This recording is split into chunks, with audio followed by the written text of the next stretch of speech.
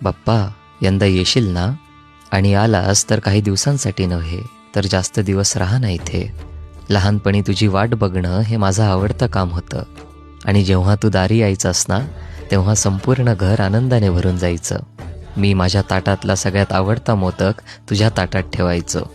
कधी कधी चोरून तो मीच खायचो, कारण तू माझा खास मित्र होतास ना बाप्पा. आज तुझा हा लहान मित्र मोठा झालाय, पण मन अजूनही तसंच आहे. तुझी तितकीच गरज वाटते. खूप काही मनात साचलंय, तुला सांगायचंय, तुला ऐकवायचंय. कारण इथे माझ्या भावना समजणारा, ऐकणारा, सांभाळणारा माझ्यासारखा मित्र फक्त तूच आहेस. आज तुझा हा मित्र पैसे कमवायला लागलाय, आपल्यासाठी भरपूर मोदक घेऊन येऊ शकतो. म्हणून बाप्पा, यंदा ये. आणि येशील ना, तर थोड्याच दिवसांसाठी नाही, तर जास्त दिवसांसाठी ये.